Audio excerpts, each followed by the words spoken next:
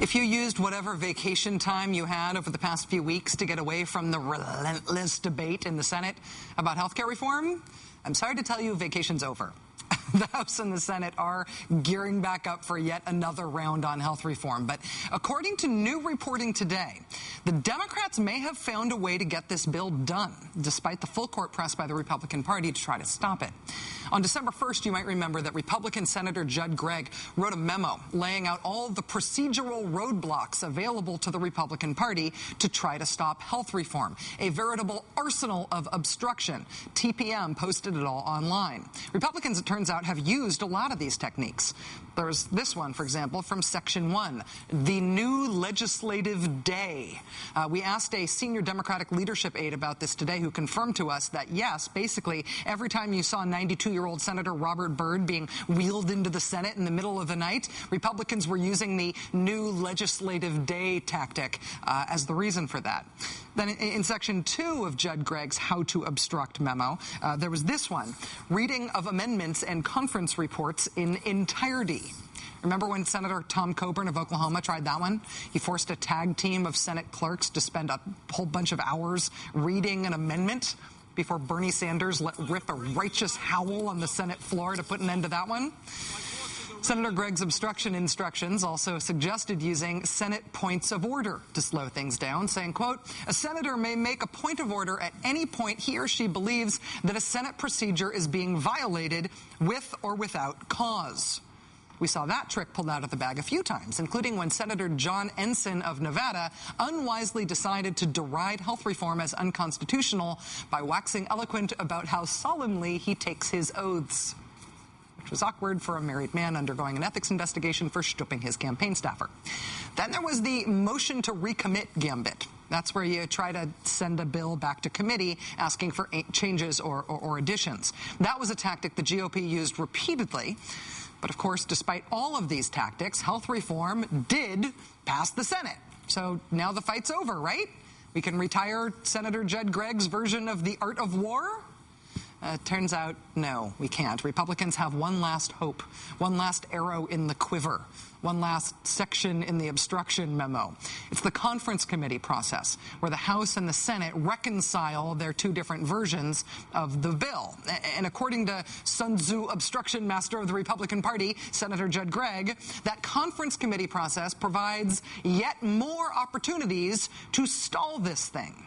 Did you know that it takes 3 more votes just to send a bill to the conference committee? Just think what the minority party could do with 3 more votes. 3 more chances to slow this thing down, to slow it down enough to try to kill it yet again. Well, according to new reporting today, Republicans are not likely to get that chance. As my next guest was first to report today, Democrats are planning to skip the whole conference committee thing and work out the differences between the House and Senate bills informally, which, yes, means they'll be working them out without the Republicans. Jonathan Cohn, senior editor of The New Republic and author of Sick, is the man who broke the story today. Mr. Cohn, thank you very much for being here. It's good to be here. Thanks for having me. In your reporting today, you wrote that a Senate staffer had told you it's time for a little ping pong, ping pong being the legislative alternative to the conference committee. What does it really mean? Well, ping pong is basically a reference to the fact that instead of having a group of senators meet, work out a final version of the bill, and then have each chamber vote on it, basically you have the House will now basically take the bill that the Senate passed, say, all right, this is our starting template, let's see what we like about this, and let's modify it a little bit to make us so that we can be happy with it. They pass it, and then they send it back to the Senate, and then the Senate does the same thing, ping pong. But of course, as this is all happening, there's an informal negotiation going on. In effect, the discussions that are taking the place of the conference committee, and that'll be the Democratic leaders. It'll be, Nancy Pelosi and Harry Reid, and it'll be the main committee players and perhaps some other people. And they will be having the discussions, how to work out, okay, how do we come to agreement on this? So as you said, we can finally be done with this, and we can finally get a bill onto President Obama's desk. Is it true that by doing things this way, rather than through a formal conference committee, Democrats are effectively denying Republicans further opportunity to slow down, obstruct, or maybe even stop the bill? Well, there will still be a few opportunities. There has to be a final vote by the Senate, and as we've seen, the Republicans will take any opportunity they can in the Senate to try to gum up the works. But this greatly diminishes the opportunities. As you said, if we were going to go through the formal conference process, there would have to be a whole set of votes and a whole set of debates.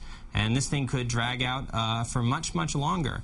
And, you know, it's fine, to have this process of a conference committee and go through this formality if you're working with a minority party that's sincerely interested in trying to negotiate and come up with a compromise that, you know, some of their members can like. But I think we've seen by now that that's simply not what the Republican Party is interested in.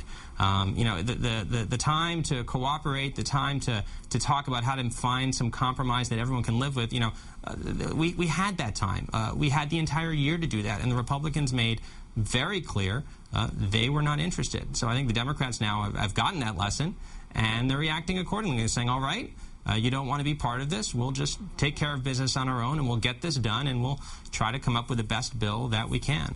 I guess the opportunity cost here is the prospect that the conference committee could actually be a chance to make the bill better, that it could be a place to constructively work out any kinks in the bill, to try to smooth out any policy awkwardnesses before it's actually signed by the president. I guess by having to do things this way, or by choosing to do things this way, depending on how you look at it, you do miss the opportunity to actually, in conference, make the policy a better policy for the country.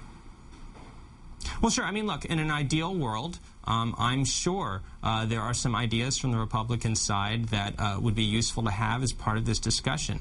And frankly, I think Democrats over the last few months, even with the Republicans being relatively obstructionist about this, have actually made a lot of efforts to accommodate Republican concerns. But look, at the end of the day, you need two to tango here. And if the Republicans aren't going to make themselves available in a constructive way, there's really no alternative but to proceed without them. I do think there's probably some opportunity cost there, but, you have to weigh that against the benefit, which is we can finally get this done.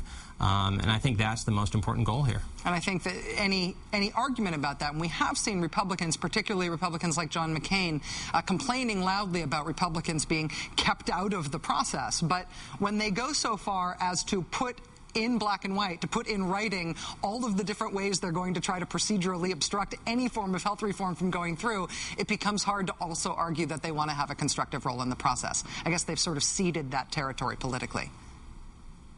Well, I think so. I mean, don't forget on Christmas Eve when we had that final, climactic vote in the Senate and everyone was so exhausted, the last thing we heard from the Republicans was Mitch McConnell giving a speech on the floor, vowing to fight on. We're not going to let this bill happen. We're going to keep resisting.